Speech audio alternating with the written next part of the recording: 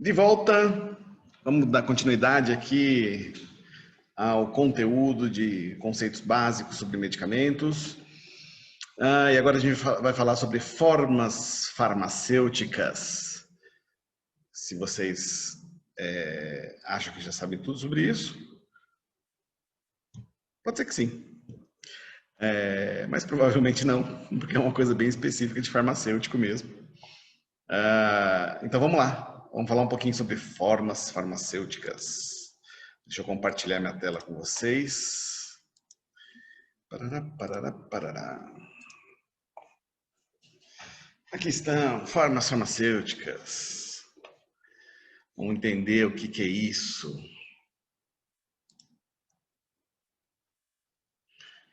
Deixa eu entrar aqui na apresentação de slides. Beleza. Formas farmacêuticas. Vamos molhar a garganta. Cafezinho. Legal. O que seriam essas formas farmacêuticas, né? Vocês estão vendo aí nesse slide um monte de produtos com cara de produtos farmacêuticos, né? Vamos entender. A forma farmacêutica, vamos lá, é a forma final de como o medicamento se apresenta. Como assim? Lembra que medicamento é um produto técnico elaborado para fins de tratamento, diagnóstico, a forma farmacêutica é a forma na qual a gente vai preparar esse medicamento, tá? Então, a gente pode ter a forma farmacêutica de comprimido, isso todo mundo conhece, né? Cápsula, pomada, é tudo a mesma coisa? Não, não é. Cada uma tem a sua especificidade e a sua utilidade. Então, cada forma farmacêutica tem um porquê e tem um para quê. Como, por exemplo, para facilitar a administração, aumentar o efeito terapêutico desejado. Lembra que eu falei no finalzinho da aula que eu gravei agora, passada, que a farmacocinética está em contato com a farmacodinâmica? Então, dependendo da forma farmacêutica, ou seja, dependendo da forma como você administra a substância para uma pessoa, a farmacocinética pode variar, ok? E, portanto, a farmacodinâmica vai variar também. E isso é assunto para nós farmacêuticos lidarmos. Vamos lá, então. Por que a gente precisa de uma forma farmacêutica? Porque a gente simplesmente não administra os fármacos ou as drogas no estado puro, né? A gente não vai administrar ácido acetil salicílico puro para alguém, certo? Por que a gente não faz isso? Porque a gente não tem a dose correta, certo? Ou a posologia que a gente vai determinar, ela vai ser baseada numa dose pensada, e para isso eu tenho que formular da melhor forma possível. Imaginem vocês, eu tenho uma posologia de 5 miligramas por dia, ok? 5 miligramas num determinado pozinho é muito pouco, certo? Viram 3 grãozinhos, não tem como colocar isso na mão de uma pessoa e a pessoa ingerir isso, certo? Sem falar que pode ser amargo, pode ser horroroso o gosto, pode machucar a boca, pode dar problema se for em outro local de administração, pode simplesmente não ter efeito, porque de repente bate no estômago e é quebrado, ok? E é por isso que a gente faz uma formulação. Essa formulação, ela sempre vai conter, portanto, a substância ativa, que é o que a gente chama de princípio ativo ou fármaco, ok? Lembrando dos conceitos. E esse fármaco vai ter, então, adjuvantes farmacêuticos. Vocês vão ter uma disciplina, ou mais de uma disciplina, só disso, que chama-se farmacotécnica. Quem gosta da área de farmácia de manipulação ou da área de indústria vai curtir demais essa disciplina, que ela é bastante prática, inclusive, por isso que só em pós-pandemia para fazer ela direito. E o que são esses adjuvantes farmacêuticos? Vão ser substâncias que vão ser colocadas juntas com o princípio ativo, que não reagem com o princípio ativo, ok? E que vão dar a sustentação para a forma farmacêutica que eu quero, ok? Então, eu quero fazer um comprimido. O que eu tenho que ter nesse comprimido, além do meu princípio ativo? Eu tenho que ter substâncias que vão ser, por exemplo, que o pessoal chama de farinha, ok? Mas não leva esse termo para frente, não, pelo amor de Deus, que isso é muita coisa de leigo. Tem que ter, então, um agregante, que vai ser a substância que vai deixar o comprimido junto, tem que ter um lubrificante, não pense besteira. Lubrificante é uma substância que a gente coloca, um pó, normalmente, que a gente coloca misturado na formulação, para que quando ele seja comprimido... o comprimido é feito por uma compressão? Sim! Quando a gente faz uma compressão numa máquina que chama compressora, essa compressora ela tem um pistão. Esse pistão forma o comprimido e quando ele levanta, se você não tiver uma substância que facilite o comprimido desgrudar do pistão, que é a pressão muito alta que é colocada, se você não tiver essa substância, simplesmente o comprimido pode colar no pistão e aí você não consegue tirar ele de lá, vai começar a deslanchar tudo que você está fazendo, certo? E tem que ter várias outras coisas aí para ter a composição própria de um medicamento. É o que o pessoal chama de excipientes, tá? Se vocês procurarem numa bula de medicamento, vocês vão encontrar lá os excipientes quais são. Vocês vão encontrar um polímero muitas vezes, tá? Coisas que são razoavelmente inertes e que vão facilitar a formulação, ok? Eu já falei para vocês que vocês vão ter uma disciplina chamada farmacotécnica, que é a ciência que trata das formas farmacêuticas, ok? Legal. E como é que eu escolho qual vai ser a forma farmacêutica de um medicamento? Primeira coisa, eu tenho que conhecer a natureza físico-química do fármaco. O que significa isso? Preciso saber se ele é lipossolúvel, se ele é hidrossolúvel, aonde que ele vai ser ionizado, onde que ele não vai ser ionizado, para que eu possa pensar nessa formulação. Depende também do mecanismo de ação, porque se eu quero algo que chegue lentamente no alvo, ou se eu quero algo que chegue de uma vez no alvo, que alcance concentrações plasmáticas muito altas, de repente eu posso escolher uma forma farmacêutica injetável, por exemplo, ok? Ou não, mas eu quero que chegue de forma lenta, eu posso escolher uma forma de depósito, que é um injetável também, ou eu posso escolher uma forma de um comprimido de liberação prolongada. A gente vai falar bastante sobre as formas farmacêuticas, tá? Depende do local de ação do medicamento, então, eventualmente, eu quero um negócio que haja topicamente, na pele. Então, a frieira, tem que tratar essa frieira. A forma farmacêutica que eu posso escolher pode ser de uma pomada, por exemplo, um creme que eu vou passar e vou espalhar a substância em cima da frieira? Pode, ok? Mas eu quero que tenha um tratamento oral também. Posso associar? Depende da terapêutica, ok? E depende também da dosagem, ou seja, a quantidade de fármaco na forma farmacêutica. Lembra que eu falei para vocês agora há pouco? Tem que dar 5 miligramas, 3 grãozinhos para uma pessoa, fica muito pouco. Mas, eventualmente, eu tenho que dar uma dose alta, eu tenho que dar, sei lá, 1 grama de uma determinada substância, 2 gramas, e não cabe num comprimido. Caberia em 2 cápsulas, vamos dizer assim. E aí existem várias formas farmacêuticas da gente poder trabalhar para lidar com essas questões, ok? Qual que é a vantagem da existência de formas farmacêuticas? Em primeiro lugar, possibilidade de administração de doses exatas. Como assim? Vocês vão precisar se lembrar de um conceito lá do ginásio de vocês. E esse conceito é o conceito de solução homogênea e solução heterogênea. De onde que vem isso, professor? Vamos pensar. Cafezinho.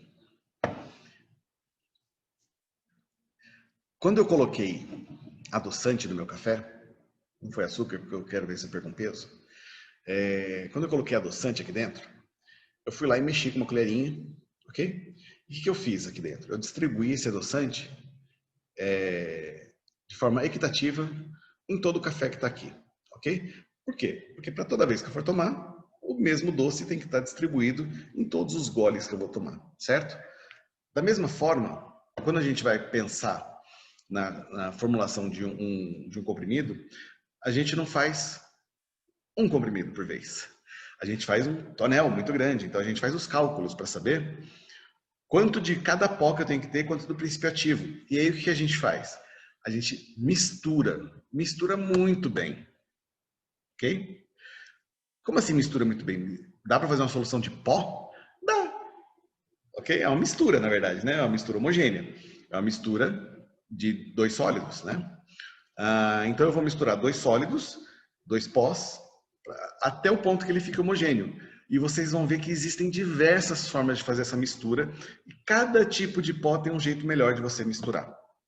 E vocês vão aprender isso, tá? E se der, o ano passado eu fiz uma visita numa indústria com o pessoal da ICF e eles viram os misturadores que a indústria tinha. E tem vários formatos diferentes, vários tipos de misturador diferentes, que são justamente para fazer essas misturas o mais homogêneo possível. Por que é importante que seja homogêneo? Porque qualquer pequena fração que eu tire daquele pó tem que ter a mesma composição. Isso tudo chama-se qualidade, ok? Então, se eu misturar 1 quilo do meu princípio ativo com 100 quilos dos meus recipientes, eu tenho que garantir que se eu pegar uns 5 miligramas daquele pó, da mistura, eu vou ter a mesma proporção de recipiente e princípio ativo, ok? É isso que garante a homogeneidade e a exatidão nas doses administradas, ok? Não fosse assim, eu partiria o comprimido e cada pedaço dele ia ter uma concentração diferente, certo? O que pode ter?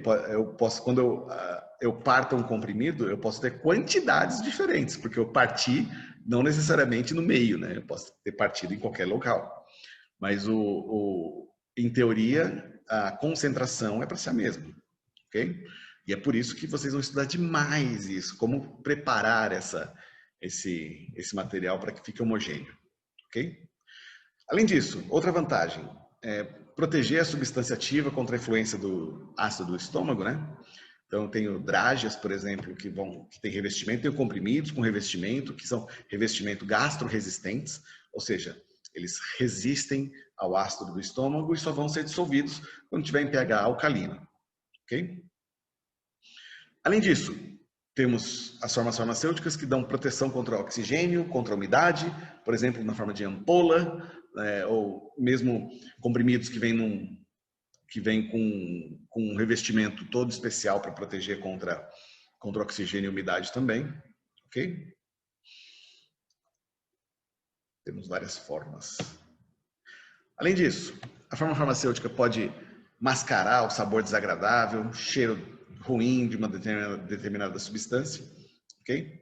Existe um medicamento que é dado principalmente para criança, tá? Mas não só, eu vou falar pouco dele. Ele se chama N-acetilcisteína. Ele serve para fluidificar catarro, muco. Tá? Então, quando a criança está lá, ou mesmo adulto, tá com uma tosse, que está com o peito cheio e tal, e quer fluidificar aquilo para poder expectorar melhor, aí você pode administrar N-acetilcisteína. O grande problema da N-acetilcisteína é que ela tem um cheiro de ovo podre, é enxofre, tá? A cisteína é um aminoácido que contém enxofre.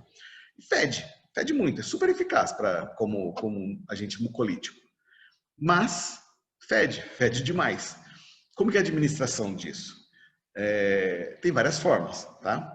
Uma das formas mais usadas é a forma de um pó, de um granulado, que é um granulado que você dissolve em água e ele tem um aroma de laranja, ou cada empresa coloca um cheiro diferente, mas o mais normal é colocar de laranja, tá?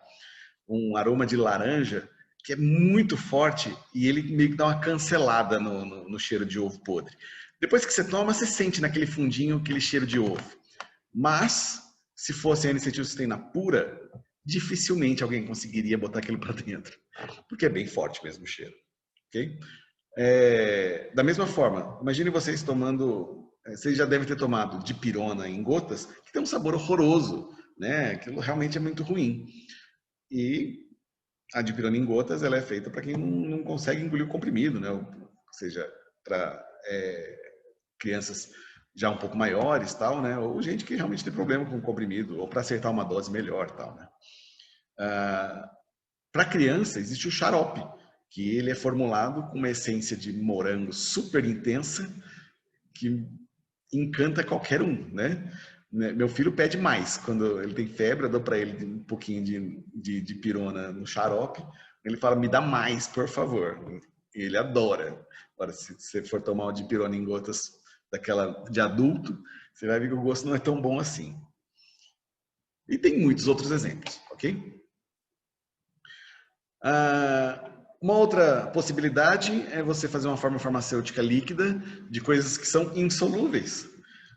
Por exemplo, as suspensões. Pera lá, o professor acabou de falar que o negócio tem que ser homogêneo para garantir a dose, e agora ele vem me falar que a gente tem como fazer uma suspensão. Se você é nerd o suficiente e lembrou bem do ginásio quando eu falei com vocês agora anteriormente, você deve ter lembrado que suspensão é uma mistura heterogênea, certo? Ou seja, cada fração daquele líquido contém uma quantidade diferente do teu princípio ativo, certo? E como é que a gente faz isso? Veja, a gente tem um monte de substância que tem que ser administrada por via oral ou por via injetável, ok? E que simplesmente não dissolve em algo que não seja tóxico para a gente. Tá? Ah, não, dissolveria em gasolina, dissolve em éter, dissolve em clorofórmio. Mas não tem como beber isso, certo? Você vai matar alguém fazendo isso. Então, uma das alternativas, uma das alternativas mais antigas que existe, é você fazer uma suspensão. O que é uma suspensão? Você pegar uma coisa que é insolúvel, mistura uma coisa que não solubiliza em água, você mistura isso na água e vai formar uma suspensão, vai ficar suspenso, certo? Mas tecnologicamente, como é que a gente aprimora isso? Uma suspensão, ela pode ser bastante viscosa, tá? O aumento da viscosidade faz com que as partículas em suspensão elas demorem para decantar, ok? Ou demorem mais, né? Então, o que a gente sempre vai ter escrito num frasco de suspensão? Agite logo antes de usar. Porque quanto mais você agitar, mais homogêneo ou menos heterogêneo vai estar aquilo ali. Obviamente que se você precisa de uma exatidão muito grande de dose, não dá para você usar essa formulação.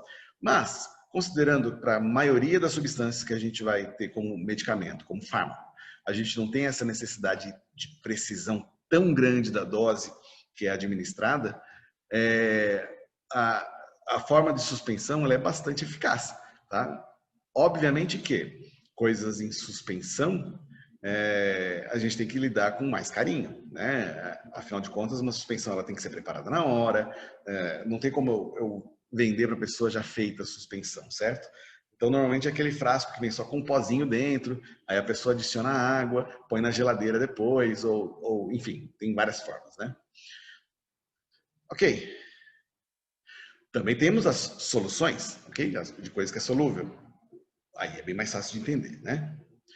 As formas farmacêuticas também fornecem ação prolongada de substâncias através de formulações específicas.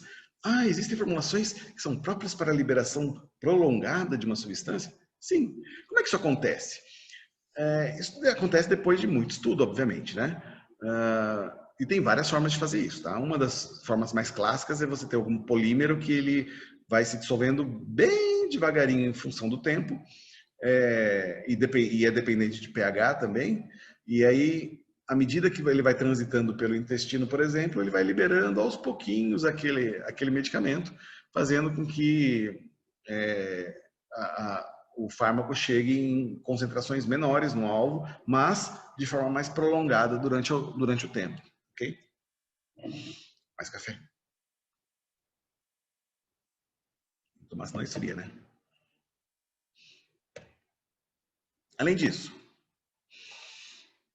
as formas farmacêuticas podem proporcionar ação adequada para administração tópica. Então, por exemplo, quero uma coisa que haja no ouvido, uma solução otológica. Massa, tem como preparar isso bonitinho. Quero algo que haja no olho, tipo um colírio, tem que ter a formulação toda específica, tem que ser estéreo, tudo bonitinho.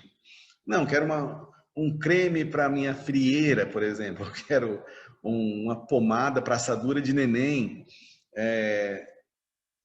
Cada uma dessas formas farmacêuticas vai ser um pouquinho diferente, ok? Temos as formas farmacêuticas que facilitam a colocação da substância num orifício do corpo, sem brincadeiras agora, eu sei que vocês todos gostam de piadinhas e gostam de brincadeirinhas, mas a partir do momento que a gente está falando do assunto de farmácia, não tem muito o que dizer, né? Então, a gente tem a parte dos supositórios, óvulos vaginais, e a galera gosta muito de fazer brincadeirinha com esse tipo de coisa, mas quinta série está aí, né, para isso.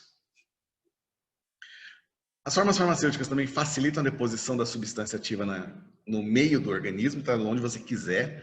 Por exemplo, com substâncias injetáveis, né? Então, eu consigo administrar por via intramuscular, intravenosa, consigo administrar por via subcutânea, por via intradérmica, tem várias formas, ok? Ou quero injetar alguma coisa no pulmão diretamente. Obviamente que não vou usar uma formulação injetável, né? Apesar de eu ter usado o termo injetar no pulmão. Eu tenho formulações que são preparadas para terapêutica inalatória. Tá, vamos lá. É diferente você administrar na mucosa nasal, ok? Mucosa nasal, tipo, o cara que cheira pó, cheira cocaína. Ele cheira pó e aquilo não é absorvido no estômago, tá? No estômago, ou, perdão, no pulmão. Ele é absorvido na mucosa nasal, né? Para que você consiga fazer uma substância chegar no pulmão, você precisa que ela esteja no formato de aerosol, por exemplo. Por quê? Porque o tamanho da partícula é bem pequenininho, e tem que ser bem pequenininho para que ele consiga atravessar os alvéolos pulmonares, etc., para chegar na circulação. Ok? Ou seja, para o mesmo fármaco, eu posso ter um monte de formas farmacêuticas diferentes. Eu falei para vocês da dipirona de gotas de adulto e de xarope. Tenho injetável? Tenho injetável. Tenho dipirona no formato supositório? Tenho. Tenho dipirona no formato de comprimido? Tenho. Tenho dipirona associada com outras substâncias? Tenho. Entende? Por isso que a gente diz que o número de moléculas que a gente tem, ele nunca vai ser nem próximo do número de formas farmacêuticas que a gente tem, certo? E a escolha da forma farmacêutica vai depender muito da característica do paciente. Então, por exemplo, eu quero dar para um adulto, posso dar um comprimido que ele vai ingerir por ele mesmo? Ok. Se eu for dar um comprimido grande para uma criança, ela não vai querer ingerir, não vai conseguir ingerir muitas vezes, ok? Ou eu preciso administrar aquilo para alguém e a pessoa é relutante, não quer tomar, ou pessoa, que eu quero dizer, no caso, alguém que não tenha a responsabilidade sobre si mesmo, né, como crianças pequenas ou pacientes psiquiátricos. E aí eu tenho formatos injetáveis que eu posso escolher, por exemplo? Sim. Ok? E vejam, um dos conceitos importantes que eu tenho para passar para vocês é a forma farmacêutica que não contém princípio ativo. Ok? Quando eu não tenho princípio ativo, eu tenho só a forma farmacêutica, a gente chama isso de placebo. Ok? O placebo ele tem a finalidade essencialmente nos testes clínicos, tá? E essencialmente serve para a gente poder fazer a comparação de um grupo que é tratado com nada ou um grupo que é tratado com o fármaco, ok? E isso essencialmente é usado para essa finalidade. Obviamente que tem gente que tem médico que acaba prescrevendo placebo para paciente que não precisa de medicamento, mas é hipocondríaco, mas esses são casos mais raros. Ok. Na próxima aula a gente continua daqui, portanto. Deixa eu ver quantos slides eu mandei. Só 8? Não, vamos continuar então. Peraí. Quanto tempo eu falei? Foram 20 e poucos minutos. Dá para falar mais. Bora lá. Deixa eu molhar a garganta. Rapaz, choveu, mas o tempo ainda está seco. Que eu estou no ar-condicionado, está explicado. Temos várias maneiras de classificar as formas farmacêuticas, né? Como, por exemplo, em formas farmacêuticas magistrais, são aquelas cuja fórmula é do médico, ok? E significa que a composição daquela fórmula é determinada pelo clínico, ok? Mas ele que vai fazer? Não, o que vai fazer é um farmacêutico, ok? Mediante um receituário, onde ele coloca o quanto ele quer de cada princípio ativo e a indicação da forma farmacêutica, ok? Temos as formas farmacêuticas oficinais, que são as formas farmacêuticas que se encontram em farmacopeias.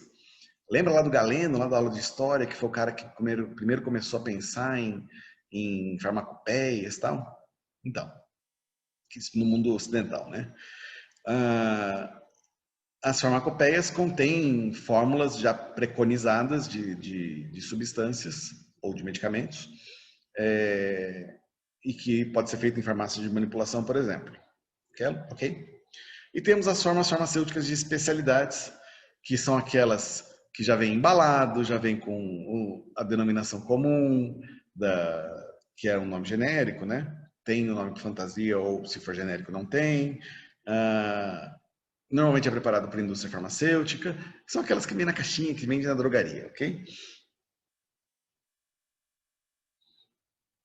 Legal. Temos como classificá-las de acordo com a forma física. Então temos as formas sólidas, as formas pastosas, as formas líquidas e as formas gasosas, ok?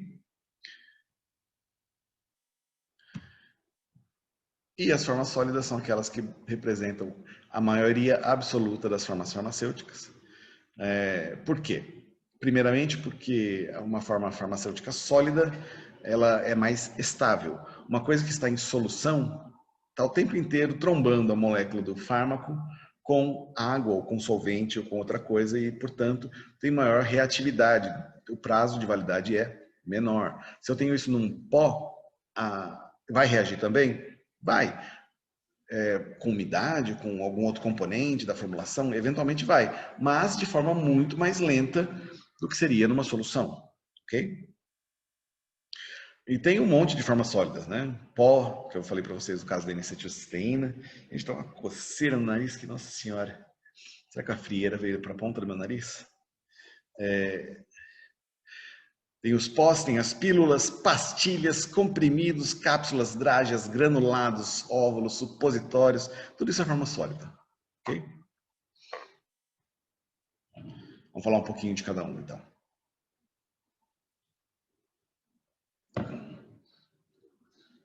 Eu só espero que a aula não fique muito grande.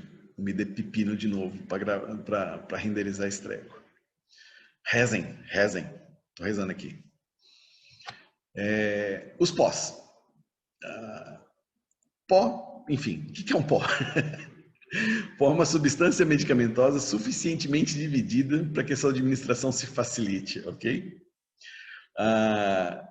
Eu posso ter um princípio ativo puro como pó? Posso, mas não é o mais comum, ok?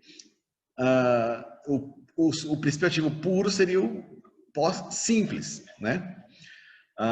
Quando eu tenho misturas desses pós simples, eu tenho os pós compostos, né? E aí eu tenho os pós com os recipientes deles. Se vocês se lembram do exemplo da N-acetilcisteína que eu falei para vocês, ele é um pó, é um granulado, ok? É um pó granulado, na verdade. Eu posso pegar esse pó e transformar ele numa outra forma farmacêutica? Posso. Posso incorporar então esse pó, se ele for insolúvel, num xarope, por exemplo?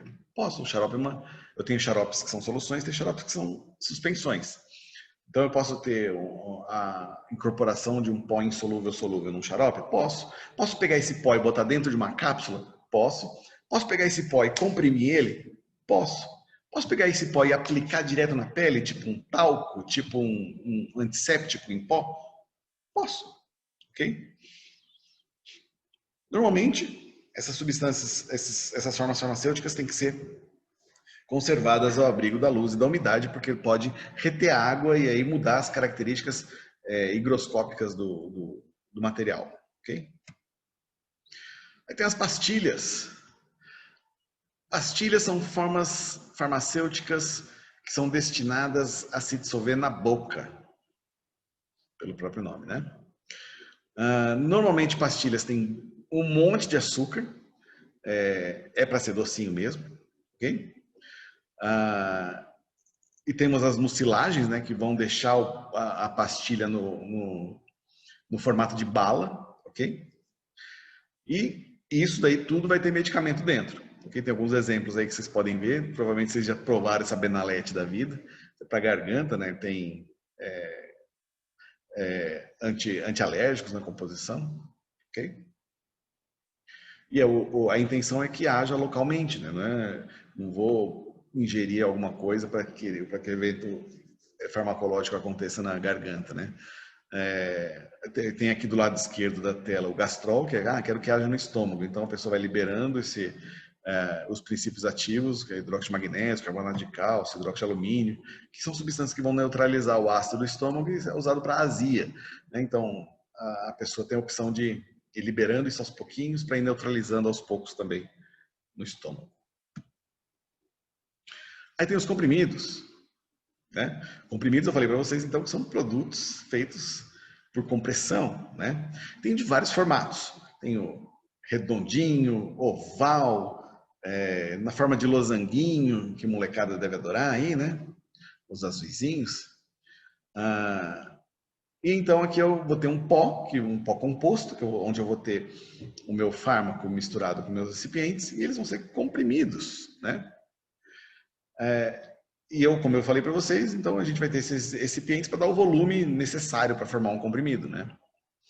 E normalmente os comprimidos são administrados por via oral, mas existem comprimidos, inclusive, para administração local, tá? Tipo comprimido vaginal. Mas tem comprimido também que é para você dissolver, tipo comprimido de permanganato. Que o pessoal usava bastante antigamente isso aí para tirar ferida, para tirar bicheira do pé e tal, né? Coisa de gente da roça, como eu sou da roça, já usei isso quando era moleque. Então, para tirar a bicheira do pé, você botava lá num balde com água, comprimidinho de permanganato, com aquela coisa roxa, botava o pé dentro e morria tudo que estava lá. Inclusive o pé. Ok. Aí temos as cápsulas. Diferentemente dos comprimidos, as cápsulas não são comprimidas. Então, eu tenho... Não achataria ela, né?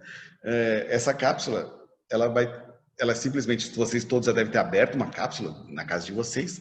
Essa cápsula dentro, ela vai ter um pó, ok? Nada mais é do que um invólucro, base de gelatina.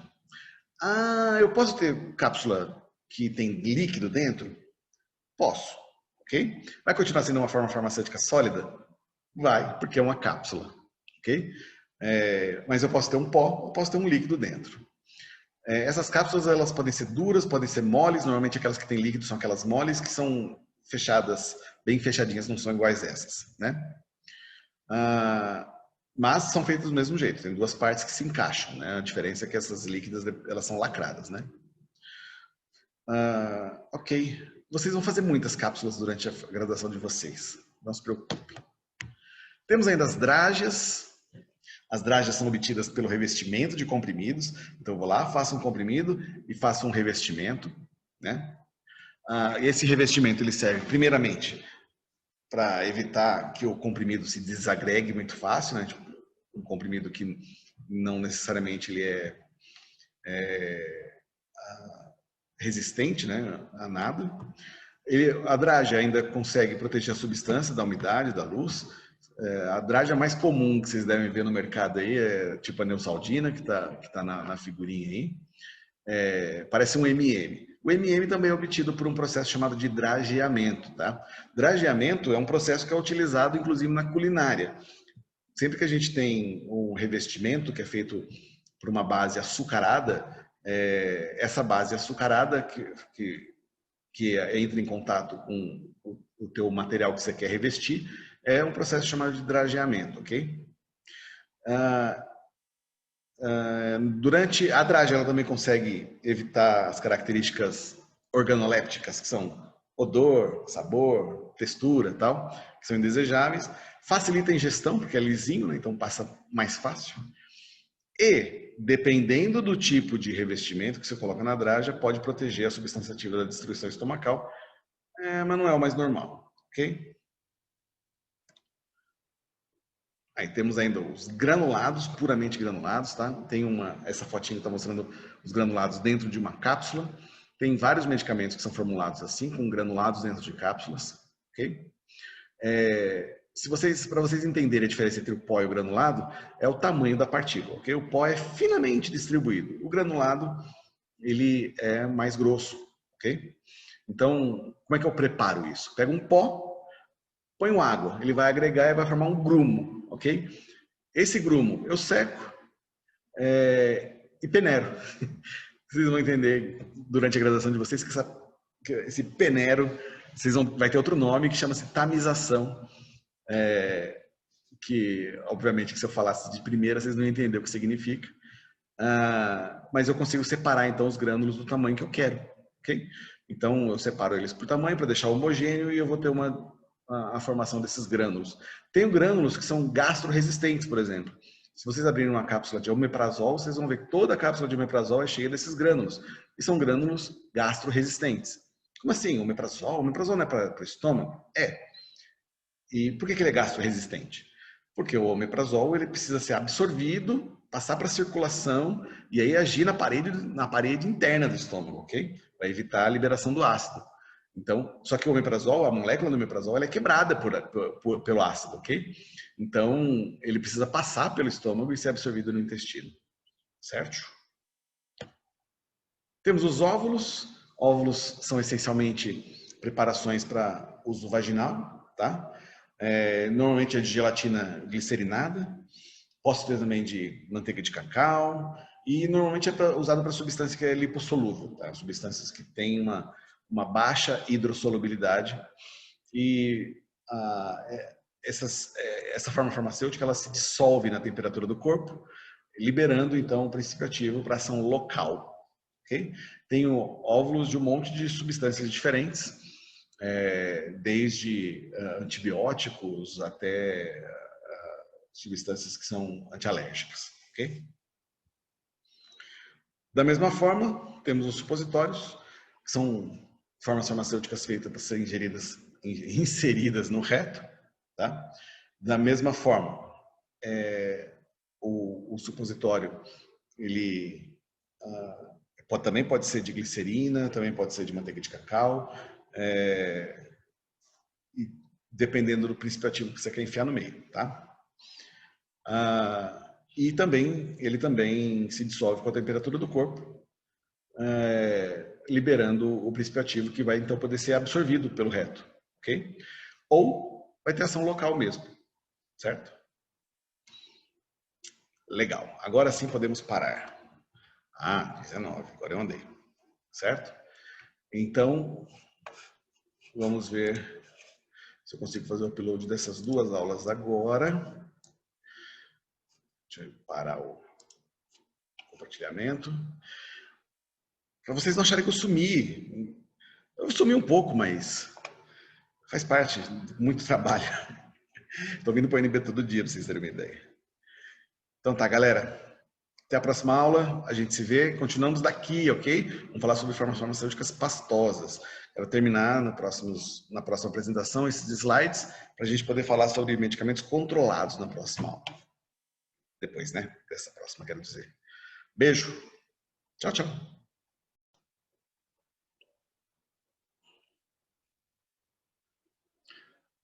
Fala, galerinha! Mais uma vez, estamos aqui para dar continuidade à aula sobre formas farmacêuticas. Na última aula, a gente chegou a falar sobre as formas farmacêuticas sólidas. Hoje a gente vai dar continuidade falando sobre as formas farmacêuticas pastosas. Deixa eu voltar aqui, então, nos slides. Tarará, compartilhando tela. Tá aí. Foi aqui que eu parei na última aula, certo? Legal. Deixa eu botar na forma de apresentação. A gente falou sobre as formas farmacêuticas sólidas, agora a gente vai falar um pouquinho sobre as outras formas. Dentre as formas pastosas, as mais comuns são as pomadas, os cremes, as pastas e, de forma um pouco mais artesanal, o que a gente chama de cataplasmas. Mas o que é cataplasma? Pergunta para sua avó que ela sabe, com certeza. Vamos ver daqui a pouquinho. As pomadas, elas são preparações farmacêuticas, obviamente, né? E elas têm consistência mole ou pastosa, né? Afinal de contas, é essa característica física da classe, né? E elas são destinadas a serem aplicadas externamente, né? Então, pomada não é para ser usada por via oral, ok? E elas têm que ter, e são pensadas para ter ação tópica. certo?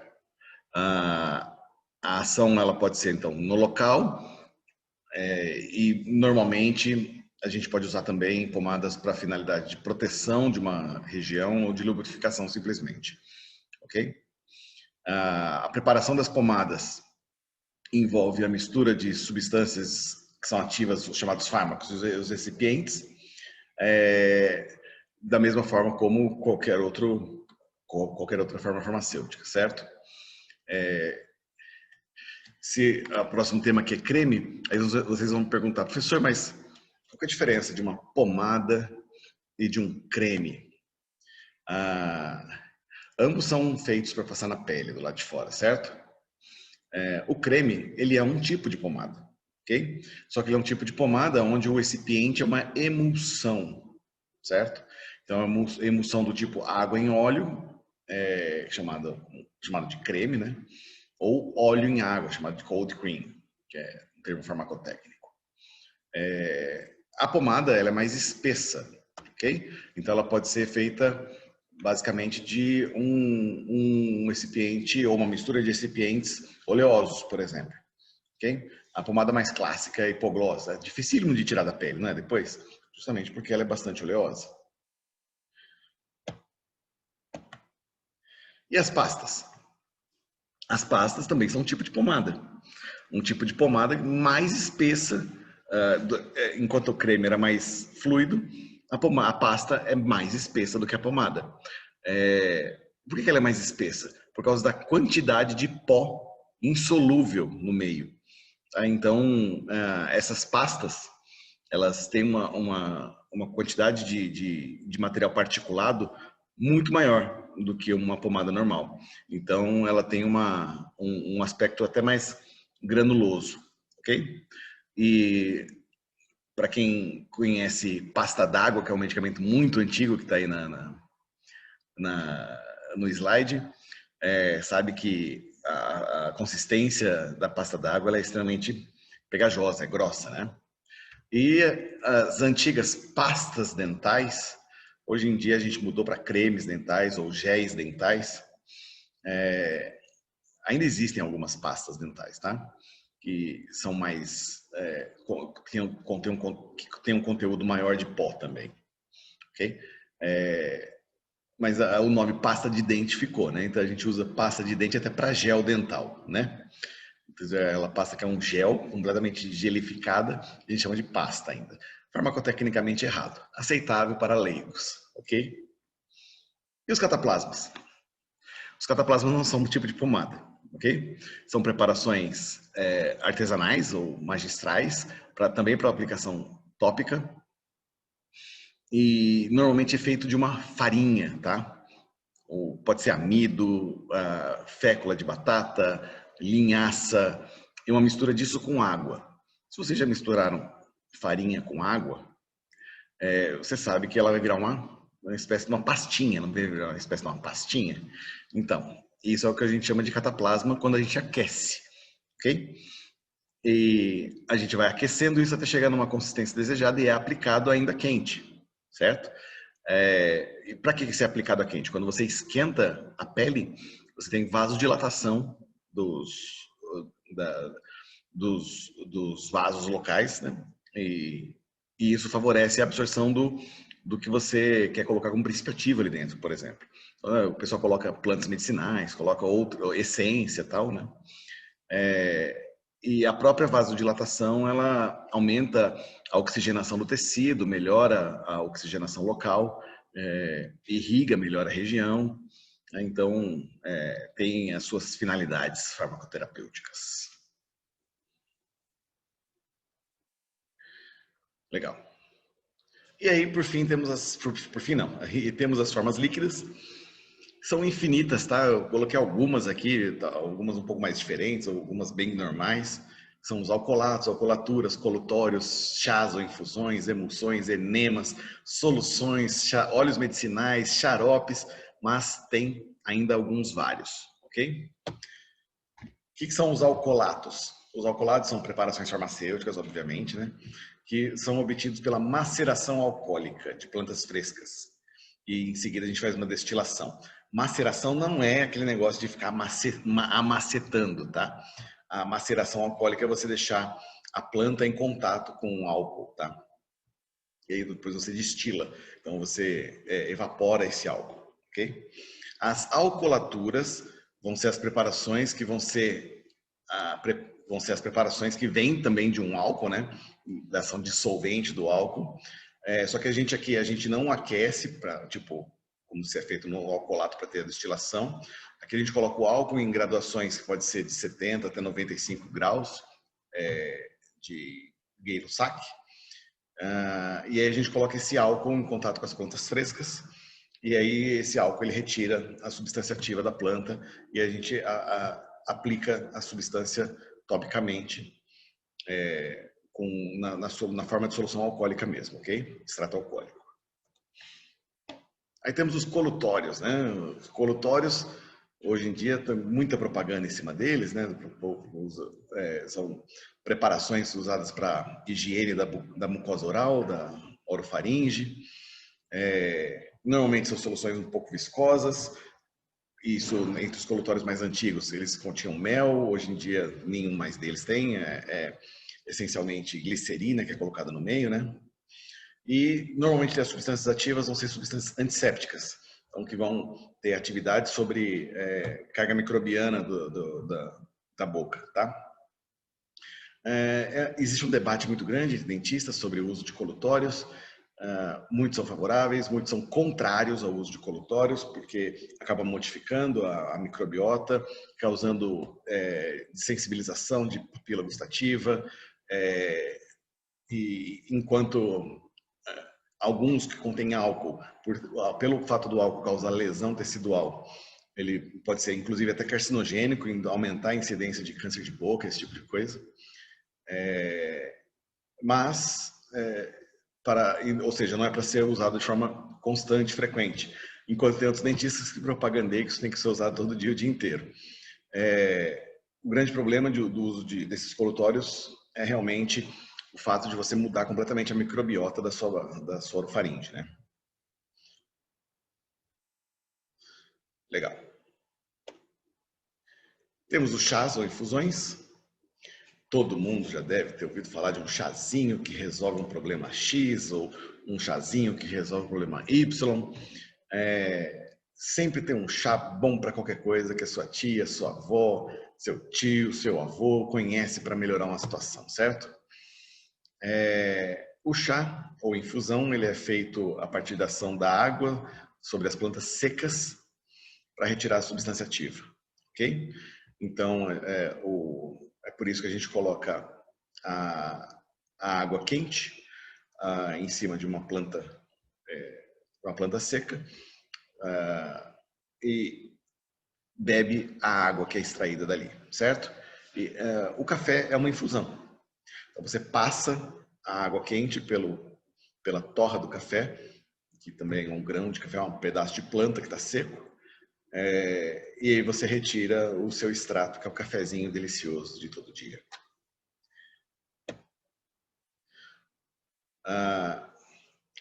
Os chás ou infusões podem ser obtidos dessas formas que estão aí no slide, né? A principal forma é a infusão, ok? Mas a gente tem várias outras formas. Como, por exemplo, a gente pode ter chás obtidos por maceração, tá? Lembra que a maceração não é aquele negócio de amassar. A maceração, a gente pode ter um solvente, no caso, como o chá é para ser usado por via oral, esse solvente é água, e a gente deixa a água em contato, temperatura ambiente, sobre a planta seca, certo? E essa é a forma de você fazer a extração quando a substância de interesse que está na planta, ela se quebra com calor, por exemplo, certo? Então, você utiliza essa forma de extração. Então, como, por exemplo, garrafada que o povo faz, que deixa na temperatura ambiente e tal, é um processo de maceração, ok? Aí temos também o processo de digestão, onde a gente tem ação prolongada de água morna, então a água entre 40 e 50 graus Celsius sobre a planta seca. Também é usado para substâncias que quebram com temperatura, por isso a gente usa uma temperatura amena para extrair, só que extrai mais do que se fosse água a temperatura ambiente, ok? Aí temos o processo de decocção, que aí você coloca a planta na água fria e você vai aquecendo até chegar à ebulição. Tem gente que prepara chá desse jeito e essa é a forma chamada de decocção. E aí você... tem gente que prepara café, inclusive, assim, chamado de café rancheiro. Então eu coloco pó na água e ligo o fogo até ferver. A hora que ferve, filtra, né? E só serve para substâncias que são termorresistentes.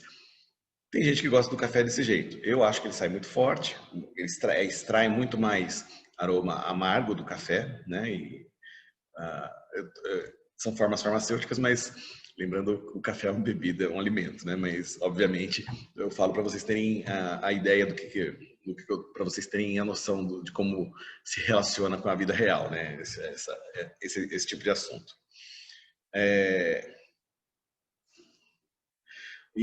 Então ele só serve para substâncias que possuem os ativos que são termorresistentes, ok?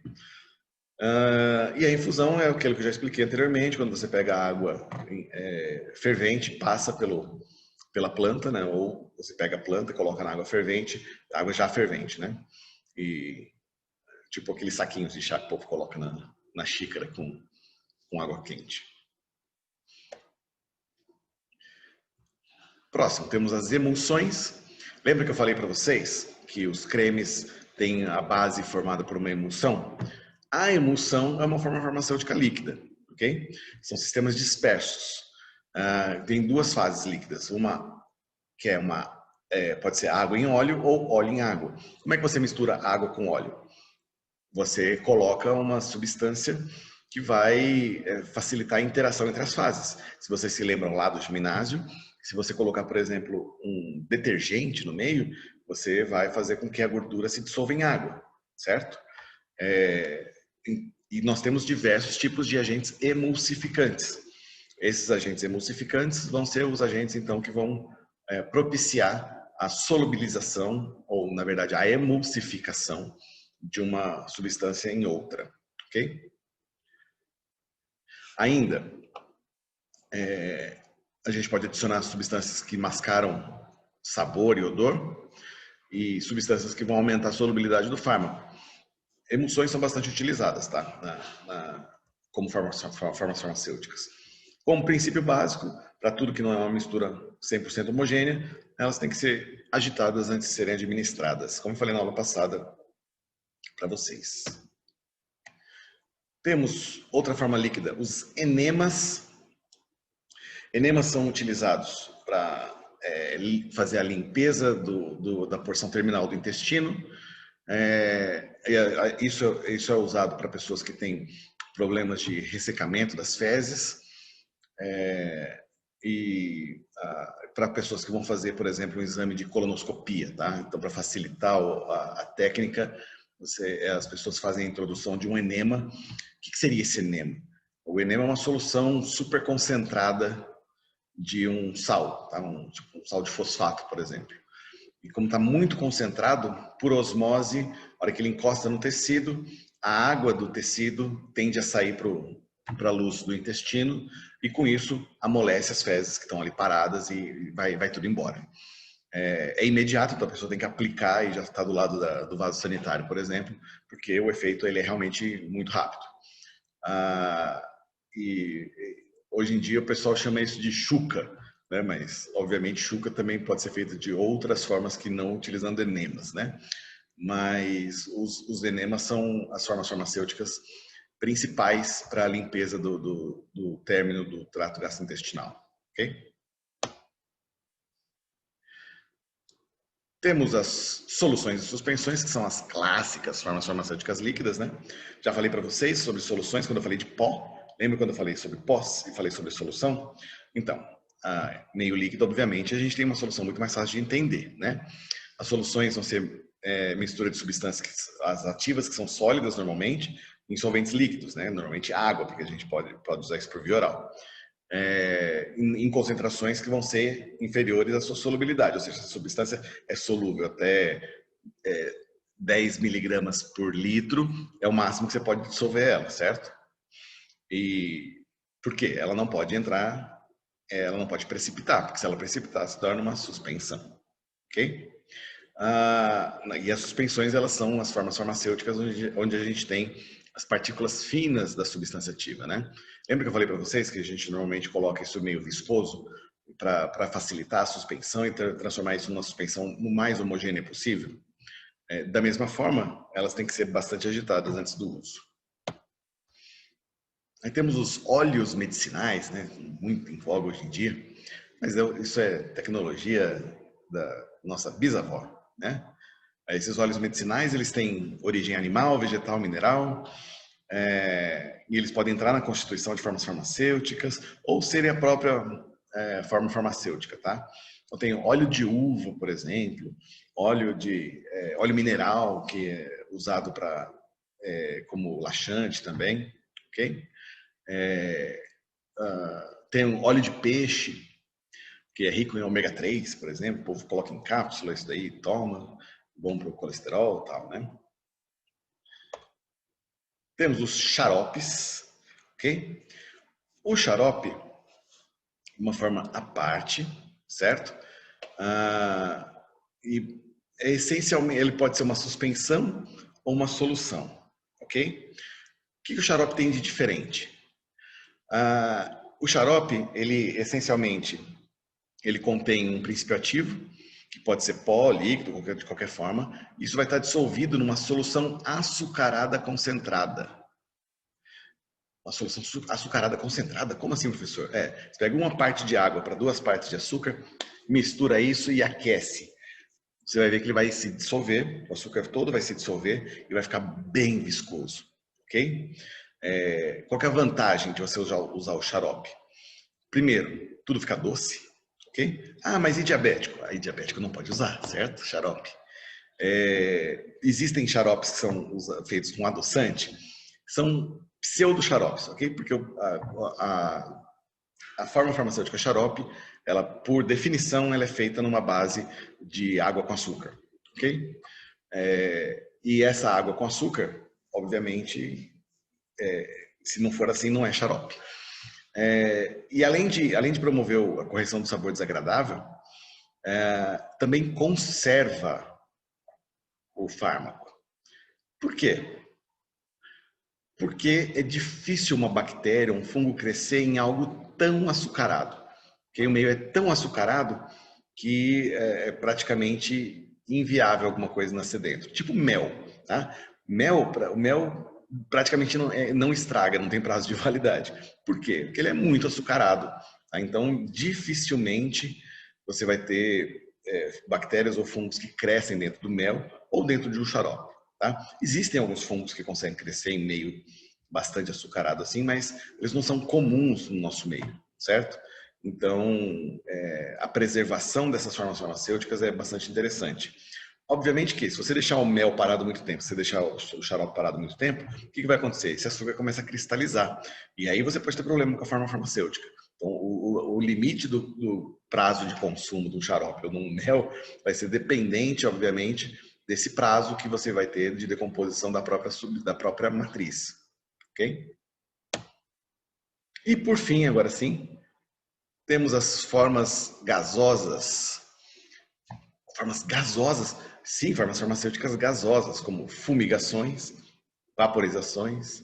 As fumigações são formas farmacêuticas de gases que vão ser resultantes da combustão de planta, ou seja, da queima de planta, ou da liberação de gases, tipo formaldeído, ou clorofórmio, ou outras coisas, outras coisas que simplesmente vaporizam não, que outras coisas simplesmente evaporam, ok? Para que a gente faz isso? Para desinfetar espaço. Por exemplo, numa indústria farmacêutica, a gente pode usar fumigação com clorexidina para limpar um ambiente, para deixar ele estéril, ok? A pessoa entra numa sala, deixa ela inteira estéril por fumigação, para poder fazer, por exemplo, medicamentos como colírios ou injetáveis que requerem um ambiente estéril, ok? Ou ainda tem aqueles que são usados para a própria inalação, tá? Normalmente substâncias antissépticas, tal. Ou até mesmo nas tribos indígenas, as fumigações eram usadas queimando plantas, tá? A pessoa cheirando aquela fumaça que sai da queima daquele produto, né? E temos as vaporizações, que são as formas farmacêuticas magistrais, que são resultantes da libertação de vapor de água por si só, ok? Quando você pega um, um inalador e coloca um remédio ali dentro, ele força a vaporização desse medicamento com soro fisiológico, por exemplo, e aí você aspira esse vapor de água contendo, pode ser antisséptico, pode ser outros medicamentos também, ok? Aí temos sim, os gasosos não eram as últimas. Temos as formas farmacêuticas especiais, né? Os aerossóis, as ampolas, os colírios e os sprays. Falei de ampola e colírio agora mesmo, já veio, né? Os aerossóis são formas farmacêuticas que vão se caracterizar por fazerem, olha, presta atenção nesse nome, nevoeiro não molhante formado por microgotas, ok?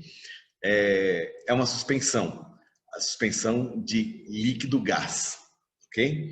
O gás é o ar que a gente está respirando e o líquido é a fase onde a gente está fazendo a aspersão desse aerosol, ok? Vocês vão entender o que é isso. O aerosol ele é formado quando a gente tem uma descompressão de um gás. Você tem um gás muito comprimido num recipiente e aí você coloca uma cápsula com um líquido e aí você faz esse ar passar por dentro da cápsula e rompe a cápsula e sai de forma brusca, liberando rapidamente esse o princípio ativo, ok?